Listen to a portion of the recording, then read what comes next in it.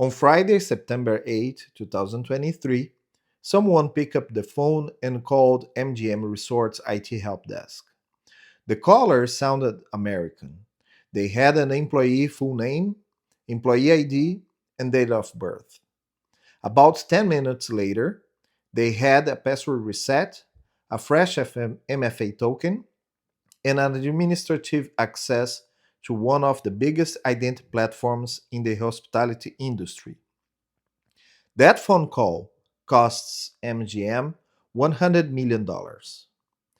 Not a zero day, not a nation state APT, not a custom malware, a phone call.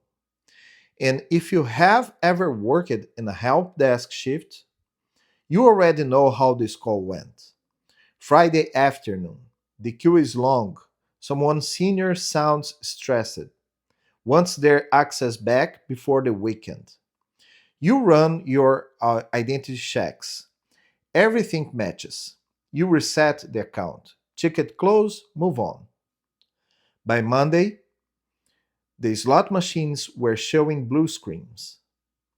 Guests were locked out their rooms.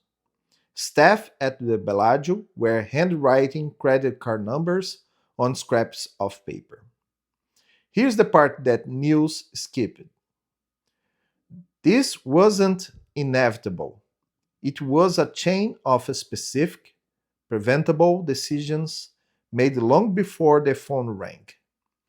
Let's walk through them. The group behind the attack calls themselves Scattered Spider.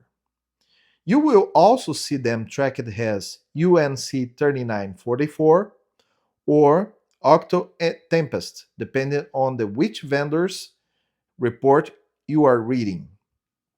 But the interesting part of the spider isn't the tooling, it's the profile. Most members are between 19 and 22 years old. Some as young as 16. Native English speakers, mostly based in the US and the UK. And that linguistic fluence is a tactical weapon. It lets them call a Western help desk without the accent based suspicion that shut down most of the offshore social engineering. They sound like the person they are impersonating. Before the MGM call, they did something almost anyone can do. They opened the LinkedIn. They mapped MGM's IT hierarchy.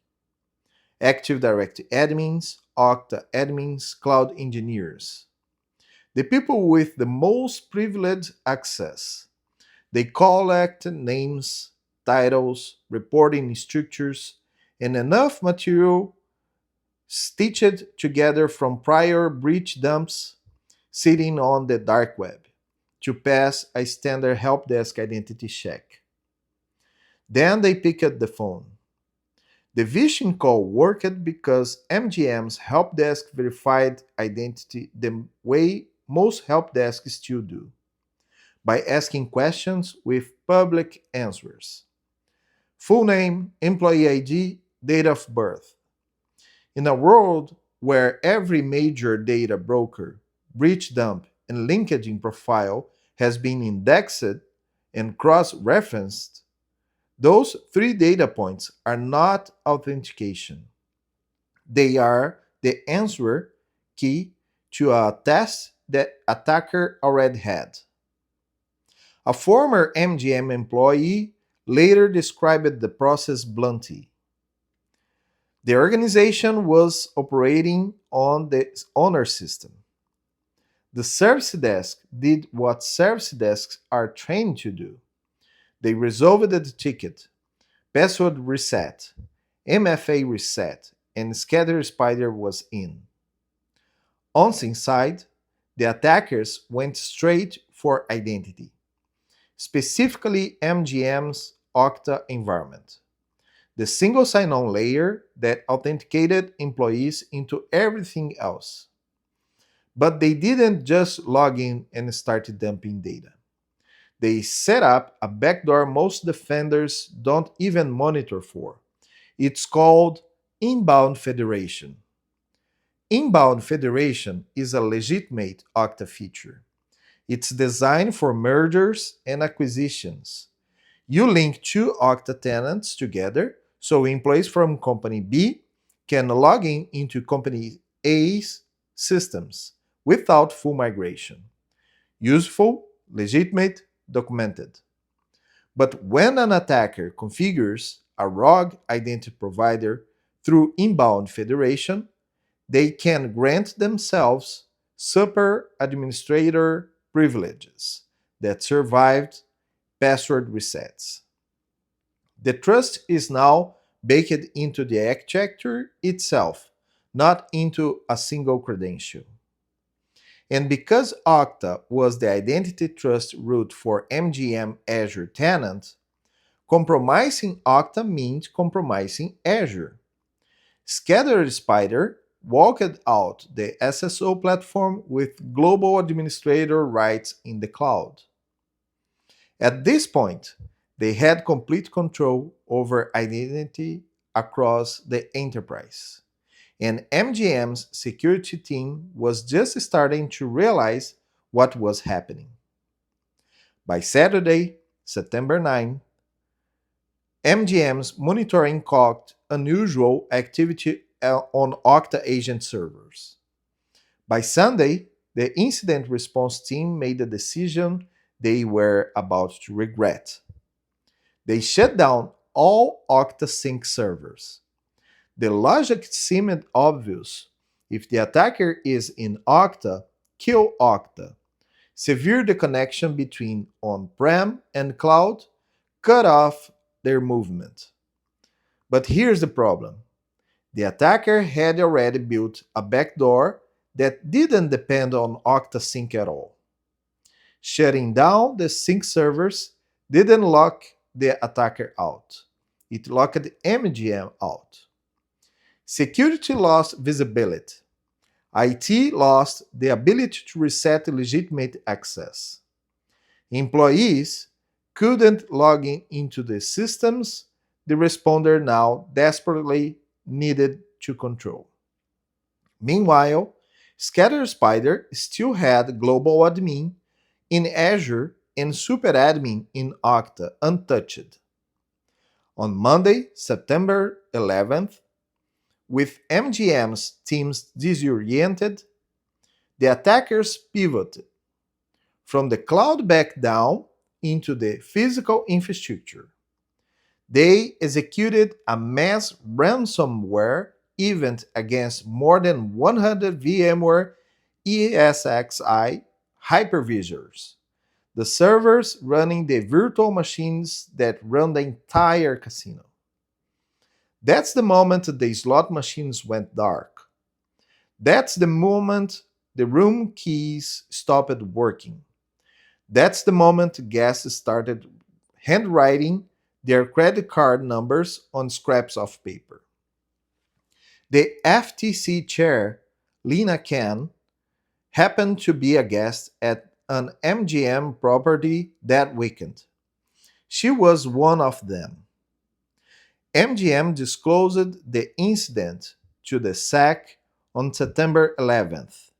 Their AK filing estimated $100 million in direct Q3 impact, 84 million in lost revenue, 10 million in response costs, 6 million in rebuild, 6 terabytes of customer data exfiltrated before the ransomware fired, social security numbers, passport numbers, military IDs.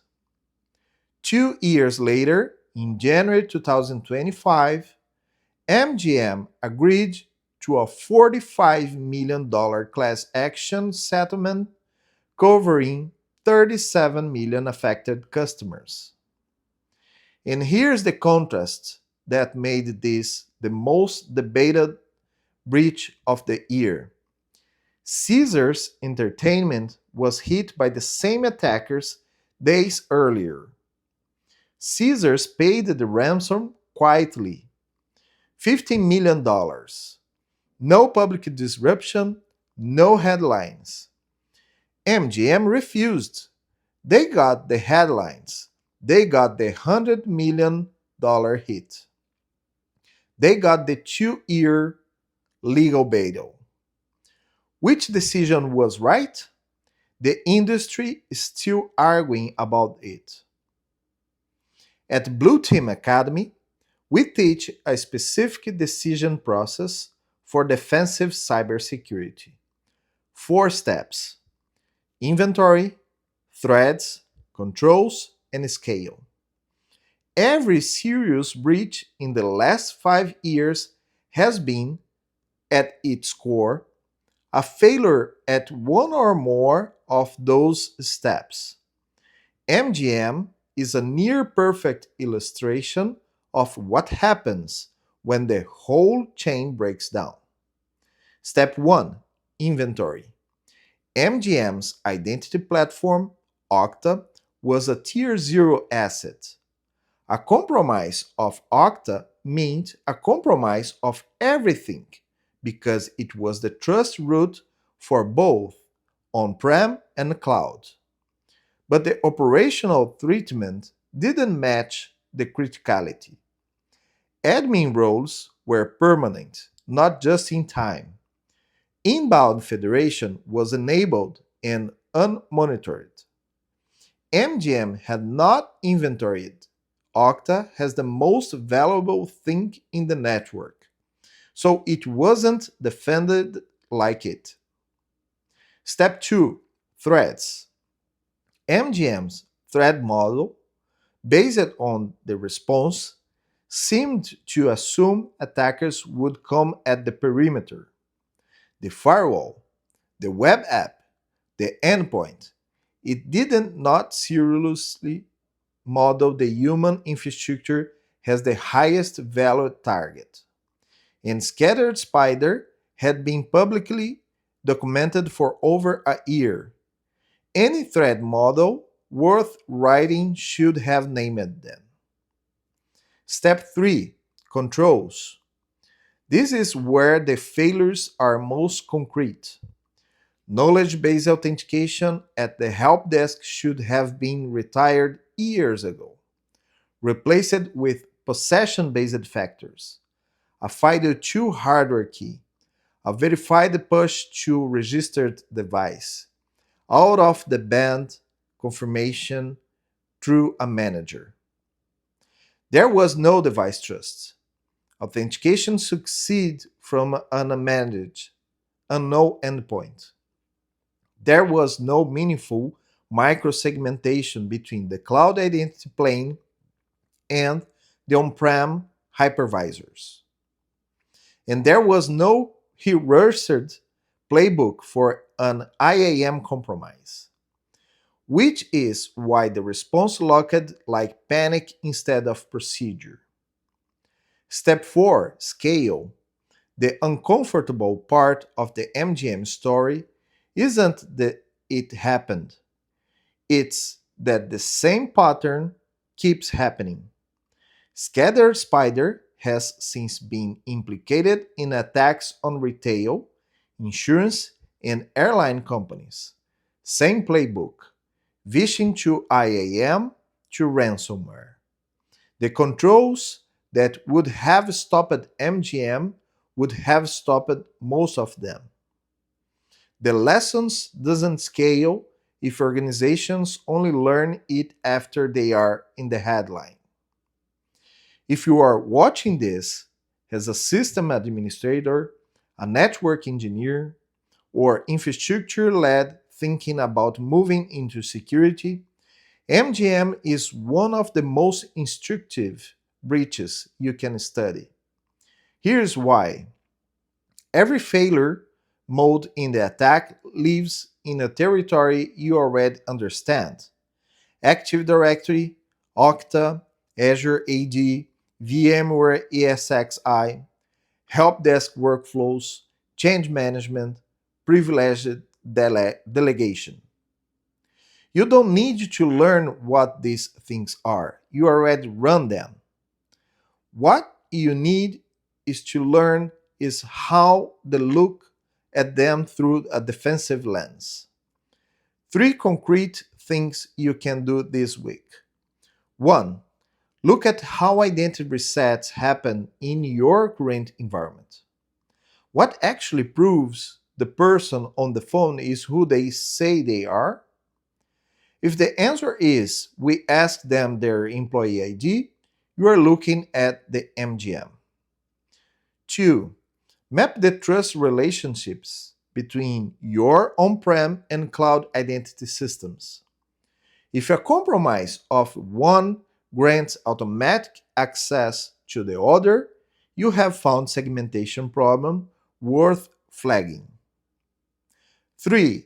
Ask whether your organization has rehearsed playbook for an IAM compromise, not for ransomware generally, specifically for the scenario where attacker owns your identity platform. If nobody has ever run a tabletop, you have a project. You don't need to be a security engineer to notice any one of this. You need to the operational context you already have, plus the willingness to reframe it defensively. That reframing is the entire pivot. MGM didn't lose control of its network because someone found a brilliant exploit. It lost control because a 10-minute phone call bypassed a verification process that shouldn't have existed in 2023.